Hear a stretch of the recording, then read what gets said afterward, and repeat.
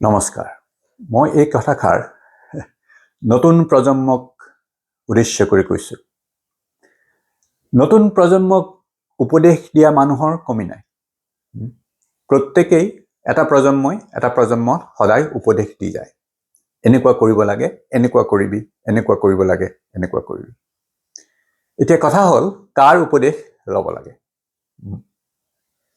এতিয়া আমি এই বিষয়টো অলপ গভীৰভাৱে ভাবোঁ। এতিয়া যিজন মানুহে উপদেশ দিছে, তেওঁ সেই উপদেশবোৰ এটি ধাৰণাৰ ভিত্তিত দিছে। মানুহজন সত্তাধীন বা মানুহজন কণ্ডিশ্যন। তেওঁৰ এটা নিৰ্দিষ্ট ধাৰণা আছে জীৱনৰ প্ৰতি। সেই ধাৰণাবোৰ বিভিন্ন ধৰণৰ কামে আনি দিয়ে, সমাজে আনি দিয়ে, বিভিন্ন ধৰণৰ কথা আনি দিয়ে, আৰু সেই ধাৰণাৰ পৰা তেওঁ আনটো প্ৰজন্মক উপদেশ দিছে যে এনেকুৱা এটা কৰিব লাগে। তাৰ মানে সদায় ধাৰণা, তাৰ মানে সেই মানুহজনৰ, যিজন মানুহে উপদেশ দিছে, তেওঁৰ ধাৰণাবোৰ সদায় পুৰণি হয়। ধাৰণা মানে পুৰণি, ধাৰণা মানে অভিজ্ঞতা, আৰু অভিজ্ঞতা মানে পুৰণি। গতিকে প্ৰথম কথা, তেওঁৰ অতি ধাৰণা আছে, তাৰ মানে জীৱনটো অলপমান সংকীৰ্ণ। ধাৰণা থাকিলেই জীৱনটোক সৰু কৰি দিয়ে, আৰু ধাৰণাবোৰ অভিজ্ঞতাৰ ভিত্তিত হয়, গতিকে ধাৰণাবোৰ পুৰণা। গতিকে তেওঁ যিজনে উপদেশ দিছে, তেওঁলোক পুৰণা কথাৰ ভিত্তিত উপদেশ দিছে। তেওঁ কণ্ডিশ্যনড ওপৰত ভিত্তি কৰি দিছে, কিছুমান ধাৰণা নতুন প্ৰজন্মক দিছে। এতিয়া কথা হ'ল, নতুন প্ৰজন্মই নিজে চাওক। প্ৰত্যেকজন মানুহেই, প্ৰত্যেকজন ব্যক্তিয়েই জীৱন, আৰু জীৱনটো এটি প্ৰতি মুহূৰ্ততে প্ৰতিফলিত হয়। এতিয়া প্ৰত্যেকজন মানুহেই নতুন, প্ৰত্যেকজন মানুহৰ জীৱনেই নতুন। এতিয়া মই যদি কাৰোবাৰ উপদেশ ল'ব খোজো যে এনেকুৱা কৰিবি, তেনেকুৱা কৰিবি, ডাঙৰ এটা ঘৰ ল, ডাঙৰ গাড়ী ল, তই ইঞ্জিনিয়াৰ হবি, ডক্টৰ হবি, সেই উপদেশবোৰ যদি মই লওঁ, মই নতুন প্ৰজন্ম হৈ ভাবি পেলাই কৈছোঁ। নতুন প্ৰজন্ম মই নহয়, তথাপিও মই ভাবি পেলাই কৈছোঁ। তাৰমানে মই কোনোবাই মোক এটা ধাৰণা দি দিছে, কিন্তু মোৰ জীৱনটো এই মুহূৰ্ততে, তাৰমানে আন কোনোবাই ধাৰণা দিছে যে তই বৰ ভাল নহয়, তই এনেকুৱা ধৰণৰ উপদেশ মানি এনেকে চলিব লাগে। তাৰমানে জীৱনৰ বাহিৰৰ পৰা কিবা এটা আহিছে। মোৰ জীৱন এয়া, জীৱনৰ পৰা বাহিৰৰ পৰা কোনোবাই এটা উপদেশ দিছে, তেওঁৰ জীৱনৰ, তেওঁৰ অভিজ্ঞতাৰ ভিত্তিত। এই অভিজ্ঞতাবোৰ সদায় পুৰণি হয়।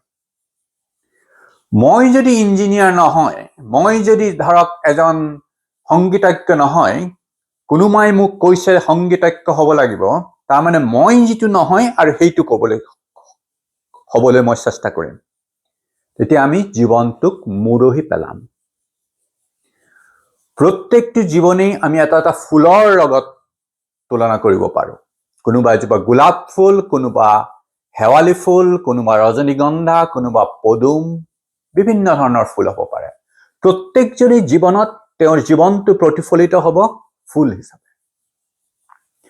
কোনোবাই যদি বাহিৰৰ পৰা আহি কয় তই এনেকুৱা হ, তাৰমানে মই যদি গোলাপ আছিলো, তেওঁ কয় নহয় পদুম হ'ব লাগিব, তাৰমানে গোলাপ মই মৰহি দিম আৰু পদুমো হ'ব নোৱাৰো, অদ্ভুত কিবা এটা হৈ যাব। জীৱনটোত এটি সংঘাতৰ সৃষ্টি হ'ব। যিটো মই নহয় সেইটো হ'বলৈ মই চেষ্টা কৰিম। জীৱনত এটি সংঘাত সৃষ্টি হ'ব। জীৱনৰ লয়ৰ পৰা, বুৱতী নদীৰ পৰা আঁতৰি গৈ আমি এটা গেলা পুখুৰীলৈ সোমাই যাম।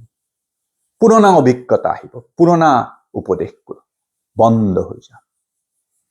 গতিকে নতুন প্ৰজন্মক কৈছো, উপদেশ কাৰ পৰা ল'বা?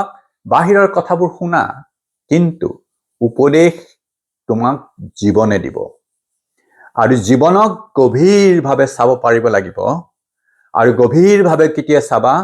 এই সমাজে বান্ধি দিয়া বহু ধাৰণা, এইবোৰৰ পৰা বাহিৰত গৈ জীৱনটোৱে চাব লাগিব।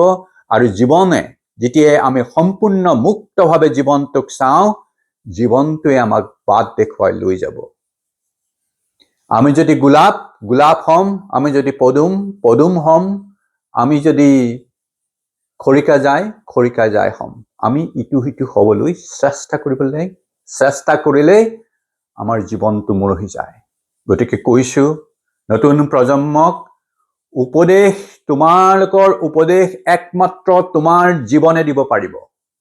আৰু তোমাৰ জীৱন এই মুহূৰ্তত সৃষ্টি হৈছে, এই মুহূৰ্তত তোমাৰ জীৱন, ধাৰণাৰ বাহিৰত জীৱন। আৰু যদি বাহিৰৰ উপদেশ লওঁ, বাহিৰৰ আদৰ্শবোৰ মানি চলিবলৈ চেষ্টা কৰোঁ, তেতিয়াহ'লে জীৱনত সংঘাতৰ সৃষ্টি হ'ব। তোমালোকে কি হয়, কি বিচাৰা, গভীৰভাৱে অন্তৰত চোৱা। প্ৰত্যেকেই এপাহ এপাহ ফুল, প্ৰত্যেকেই এপাহ এপাহ ফুল হৈছে, আৰু এইটো এপাহ ফুল হ'ব। সকলো বেলেগ বেলেগ। কোনোবা হয়তো নাট্যকাৰ হ'ব পাৰে, কোনোবা গীতিকাৰ হ'ব পাৰে, কোনোবাই কবিতা লিখিব পাৰে, কোনোবাই চাকৰি কৰিব পাৰে, কোনোবাই খেতিয়ক হ'ব পাৰে, কিন্তু কোনোবাই আন কিবা হ'ব পাৰে। প্ৰত্যেকজনৰ জীৱনটো স্বতঃস্ফূৰ্তভাৱে প্ৰত্যেকজনৰ জীৱনটোত মুহূৰ্তত প্ৰতিফলিত হয়। আমি যদি সেই আদৰ্শৰ ভিত্তিত সেই মুহূৰ্তবোৰ আমি দমন কৰি দিওঁ, সেই জীৱনটো সংঘাতৰ বাহিৰে আন একো নহয়। গতিকে নতুন প্ৰজন্ম, উপদেশ, মই যদি উপদেশ দিছোঁ, এই উপদেশ দিছোঁ, তোমালোকে নিজক চোৱা, আনক নহয়। আনৰ উপদেশবোৰ কিছুমান ধাৰণাৰ ভিত্তিত, সেয়া পুৰণা। নিজৰ ভিতৰত চোৱা। জীৱনে জীৱনৰ বাট দেখুৱাই দিব। ধাৰণাই কেতিয়াও বাট দেখুৱাব নোৱাৰে, কেৱল জীৱনহে জীৱনৰ বাট দেখুৱাব। ধন্যবাদ।